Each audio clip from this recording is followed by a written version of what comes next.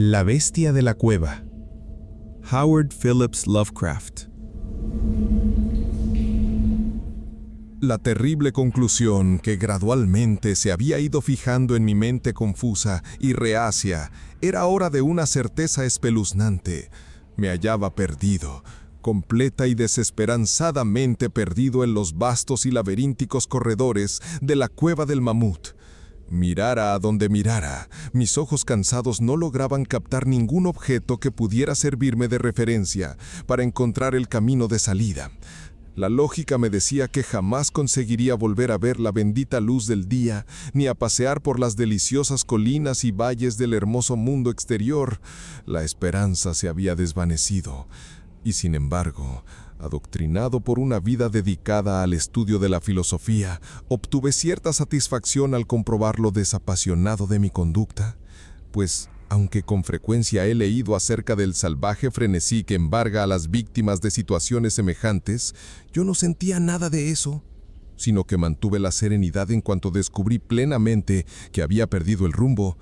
Ni tan siquiera el pensar que podría haber estado vagabundeando más allá de los límites de un posible rescate me hizo abandonar mi compostura ni un solo instante. Si tenía que morir, reflexioné, que estas terribles aunque majestuosas cavernas se convirtieran en un sepulcro bienaventurado como el de cualquier camposanto, idea que me aportaba más tranquilidad que desesperación. La muerte por inanición sería mi destino último, no tenía dudas sobre eso.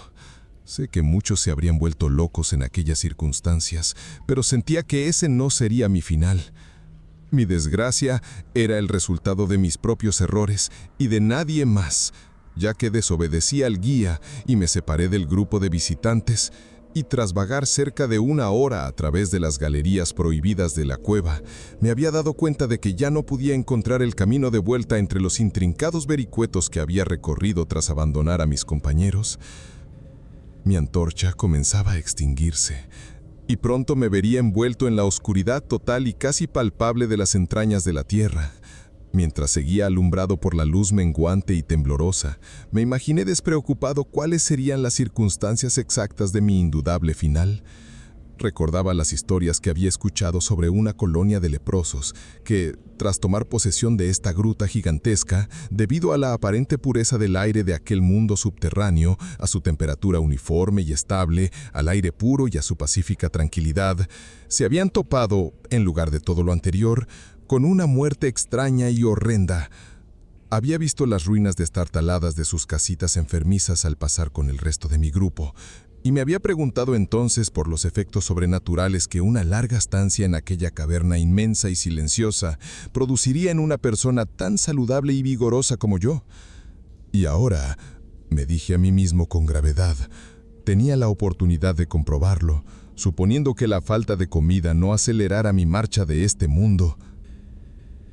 Cuando los últimos destellos intermitentes de la antorcha dieron paso a la negrura, decidí no dejar sin remover ninguna roca ni descuidar ninguna posible vía de escape, de manera que me puse a chillar con toda la fuerza de mis pulmones, lanzando una serie de gritos enérgicos con la vana esperanza de llamar la atención del guía. Y sin embargo, mientras aullaba, sabía de corazón que mis gritos no obtendrían respuesta y que mi voz, engrandecida y multiplicada por las innumerables paredes rocosas del negro laberinto en el que andaba perdido, no llegaría a más oídos que los míos. Pero de pronto, mi atención se vio atraída por el sonido de unas pisadas blandas que, me imaginaba, se acercaban hacia mí sobre el suelo rocoso de la caverna. ¿Acaso mi salvación iba a llegar tan pronto? Habían sido, pues, totalmente infundados mis espantosos temores, y el guía, tras advertir mi inexplicable ausencia del resto del grupo, había seguido mi rastro a través de aquel laberinto calcáreo. Según afloraban a mi mente todos esos pensamientos felices, estuve a punto de ponerme a gritar otra vez, con la esperanza de acelerar mi rescate, pero de pronto mi alegría se tornó en espanto al seguir escuchando, ya que mi agudo sentido del oído, aumentado aún más por el silencio total de la cueva, comunicó a mi mente entumecida la terrible e inesperada certeza de que aquellas pisadas no se parecían a las de ningún ser humano. En medio de la quietud sobrenatural de esa región subterránea, Los pasos del guía calzado con botas habrían sonado como una serie de golpes secos y penetrantes. Aquellas pisadas, sin embargo, resultaban blandas y sigilosas como las arpas almohadilladas de algún felino. Además, a veces, si escuchaba con atención, me parecía distinguir el avance de 4 pies en lugar de 2.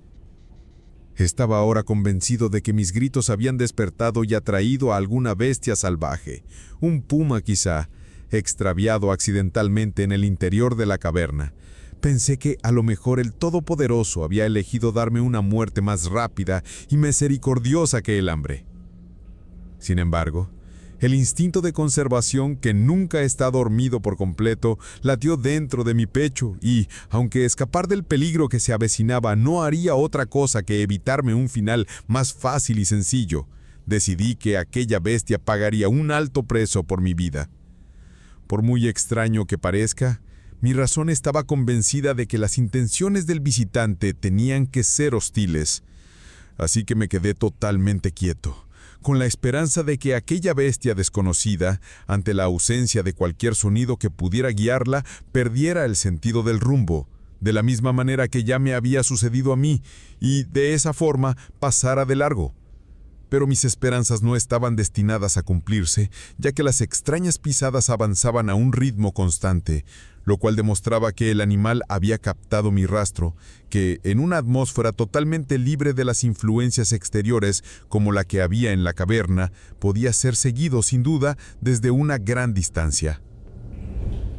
Decidí, pues, que tenía que conseguir alguna arma para defenderme del ataque de un ser desconocido e invisible en medio de la oscuridad, y agrupé a mi alrededor las piedras más grandes que pude encontrar en las proximidades y que estaban desperdigadas por el suelo de la caverna, y luego, con una piedra en cada mano lista para ser usada, aguardé resignado el inevitable desenlace.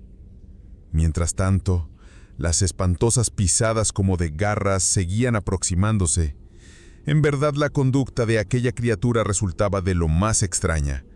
La mayor parte del tiempo los pasos parecían ser producidos por una especie de cuadrúpedo que caminara con una extraña ausencia de ritmo entre las extremidades traseras y delanteras, y sin embargo, durante breves y poco frecuentes intervalos, me daba la sensación de que tan solo 2 de sus extremidades se hallaban envueltas en el proceso de locomoción. Me preguntaba contra qué clase de bestia iba a enfrentarme. Debía de tratarse, decidí, de algún desdichado animal que había pagado un alto precio por su curiosidad en investigar una de las entradas de la espantosa caverna, quedando confinado de por vida en estos interminables laberintos.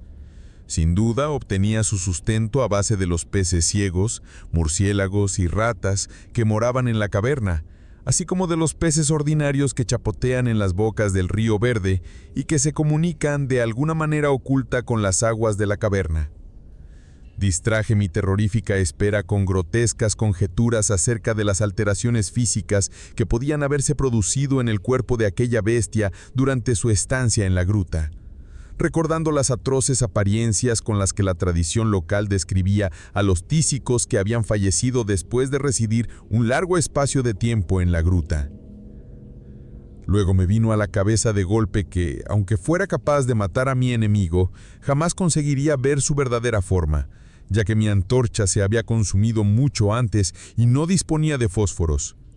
La tensión mental se hizo espantosa. Mi imaginación desbocada conjuraba formas aterradoras y repugnantes que emergían de la siniestra oscuridad que me rodeaba y que parecían presionarme en un sentido físico. Las terroríficas pisadas se acercaban cada vez más. Estuve a punto de soltar un grito agudo y, sin embargo, de haber sido lo suficientemente estúpido como para intentarlo, mi voz apenas me habría respondido. Estaba petrificado, como unido a la roca. Dudaba de que mi mano derecha fuera capaz de lanzar el misil sobre la bestia que se acercara cuando se produjera el momento crucial. El inexorable pat-pat con el que sonaban los pasos de la criatura se encontraba ahora a la vuelta de la esquina, muy cerca. Podía percibir la trabajosa respiración del animal y, aun a pesar de sentirme totalmente aterrado, fui capaz de comprender que venía de muy lejos y que, por consiguiente, estaba fatigado. De repente el hechizo se rompió. Mi mano derecha, guiada por mi agudo sentido del oído, arrojó con todas sus fuerzas el anguloso trozo de piedra caliza que sostenía, impulsándolo hacia el lugar en tinieblas de donde surgía el resuello y las pisadas, y, aunque parezca imposible, estuvo a punto de alcanzar su objetivo, pues escuché que la cosa pegó un brinco y aterrizó a cierta distancia, haciendo luego una pausa. Apunté de nuevo y lancé segundo proyectil, esta vez con mayor efectividad, ya que escuché con gran regocijo cómo la criatura parecía caer completamente inerte, quedando sin duda inmóvil sobre el suelo. Desbordado por el tremendo alivio que me invadió, apoyé la espalda sobre la pared. La respiración seguía sonando con pesadas y difíciles inspiraciones y exhalaciones, por lo cual deduje que tan solo había conseguido herir a la criatura, y entonces cualquier deseo de examinar a la cosa se esfumó. Por fin, un miedo supersticioso y sobrenatural se adueñó de mi mente, y no me atreví a acercarme al cuerpo, ni osé arrojarle más piedras con la intención de acabar con su vida. En lugar de eso, eché a correr con todas mis fuerzas en la misma dirección por la que había venido, o al menos eso es lo que creí en mi frenético estado de ánimo. De pronto, escuché un ruido, o mejor, una sucesión de ruidos regulares.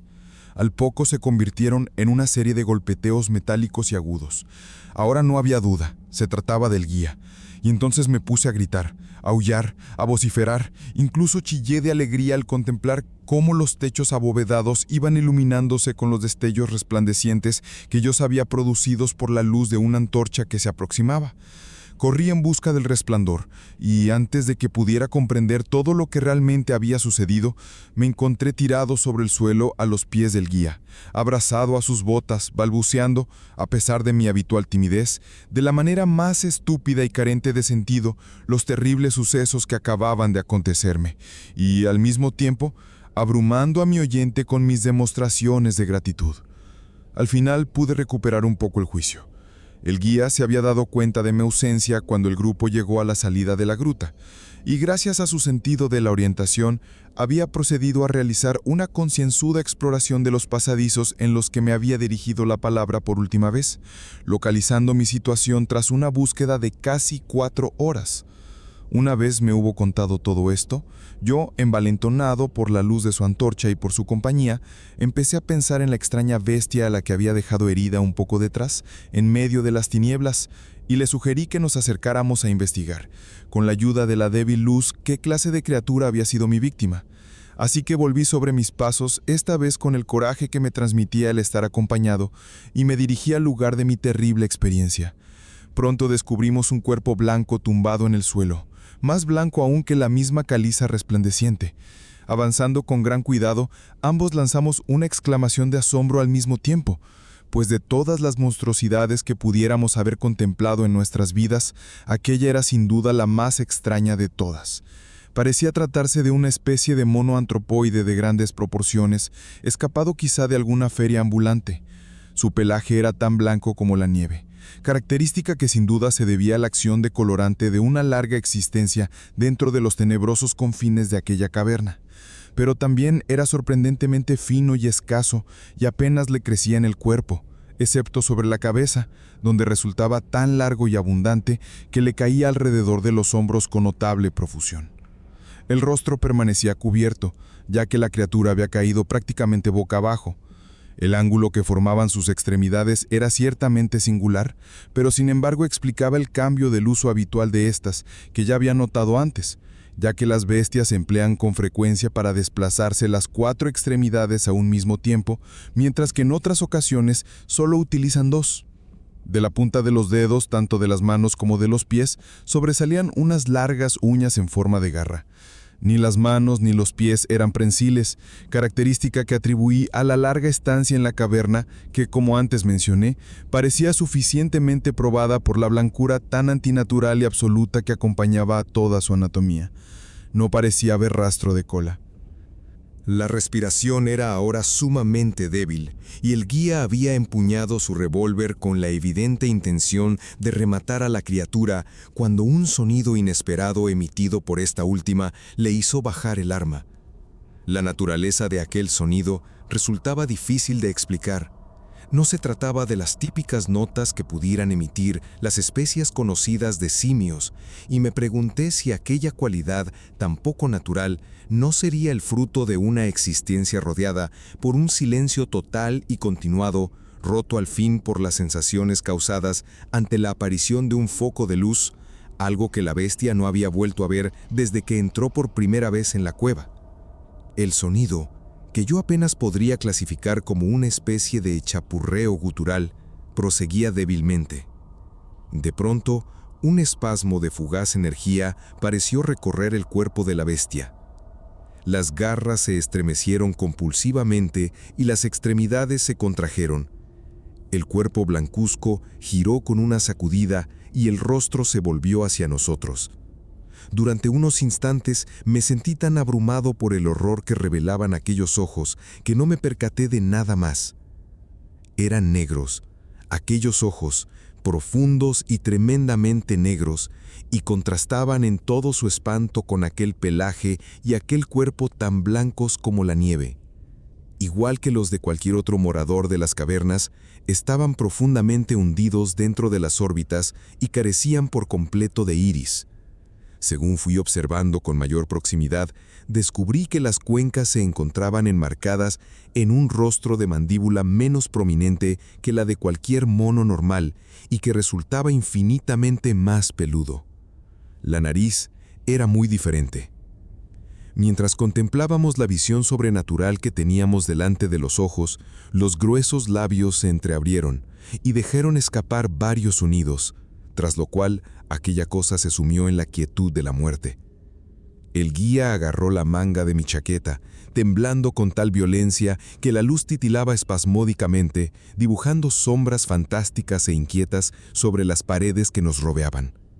No me moví lo más mínimo, sino que me quedé inmóvil y rígido, con los ojos llenos de espanto y la mirada fija en lo que tenía delante. Entonces se disiparon mis miedos, y fueron reemplazados por el asombro, el horror, la compasión y la piedad, pues los sonidos que habían brotado de aquella figura herida de muerte que yacía sobre la roca caliza nos habían revelado la terrible verdad. La criatura que yo había matado, la extraña bestia de la insondable caverna, era, o había sido en tiempos remotos, un hombre.